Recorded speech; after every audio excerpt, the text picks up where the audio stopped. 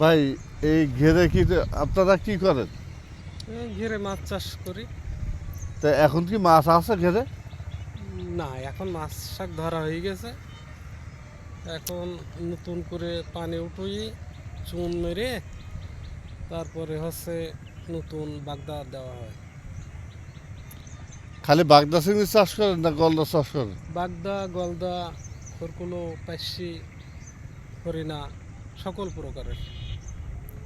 তা এখন এসব ঘের দেখছি শুকনো, এটাই দেখছি পানি করা। এটাই পানি, নতুন পানি উঠানি হয়েছে আর ওটাই হয়নি। আর ওটাই মাছ এখন হচ্ছে নেই বটো। হ্যাঁ, কিছু কিছু ঘেরে অনেকে মাছ ধরিনি, সামনে দাম পাবে বলে ধরিনি। আবার দেখছি কিছু কিছু ওই ঘেরের ভিতর রুইছে, ধান রুইছে। ওদের ওই এখানে ইরি ধান হয়, প্রচুর পরিমাণে ইরি ধান হয়। ওরা ও ওই তাহলে এই মাছের চাষ বাদ না দিয়েছি না পরবর্তীতে। না, ও ধানও হবে মাছও হবে। ওদের ওই সাইডে পুকুর কাটা রয়েছে, তার ভিতরে মাছ আছে, ও চারা মাছ। আচ্ছা, ওই ধান কাটার পরে ওইটা পানি লোড হবে, পানি লোড দিয়ে তারপরে আবার মাছ এককার করে দেবে আর কি। মাছ চলবে। হুম, তাহলে ধানও হবে, মাছও হবে, মাছ হবে। কোনোটাই বাদ যাবে না। না, ভালো, যুক্তিটা খুব ভালো। কেননা সব ঘের আর ঘের এই এলাকায়। এই মাঠে কোনো বাড়িঘর নেই, ওই যে টুং দেখা যাচ্ছে যে সমস্তগুলো, ওগুলো সব ঘের,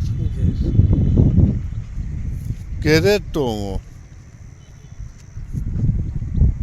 ঘেরের বাসা বলে। ঘেরের বাসা বলে, সেটা সঠিক, ঠিকই। আমাকে এখন এই এলাকায় মাছের দাম অনেক বেশি, আমাদের এলাকায় মাছের দাম কম। যে তেলাপিয়া আমরা এমনি 40 টাকা খাই না, তাই দেখলাম 100 টাকা কেজি এখানে পাইকারি বিক্রি হচ্ছে, পাইকারি মুকামে। তাহলে ওরা কত করে কিলো বেচছে, কেজি ওরা বেচছে মেলা না? দূরে নিয়ে যাবে, এই জন্যে ওরা তো মনে করেন তা ওই রংপুর, রাজশাহী এই দিকে নিয়ে যায় মাছ। কেউ কেউ চিন্তা সিলেট নিয়ে করছি, যায়। এই যে এই একটা শোল মাছ 800 টাকা বিক্রি হলো এখানে, 800 টাকা কেজি। 800 গ্রাম 700 গ্রাম মাছ হবে, 700 গ্রামটা মাছ হবে একটা মাছ। হুম। তা 800 টাকা কেজি, 815 টাকা বিক্রি হলো। তা 815 টাকা 1200 টাকা পড়ে যাবে। আমাদের বেশি এলাকায়, হবে। আমাদের এলাকায় তো ও তো 600 টাকাও খাবে না। তাহলে কী হবে বলেন? তাহলে এই সেই দক্ষিণ এলাকায় আসি, একা জঙ্গল এলাকায়, তার সেখানেও মাছের দাম বেশি। এখন এই সময় তো মাছের দাম বেশি থাকে। এখানে জ্যৈষ্ঠী, আষাঢ়, শ্রাবণ, হরিণা, বাগদা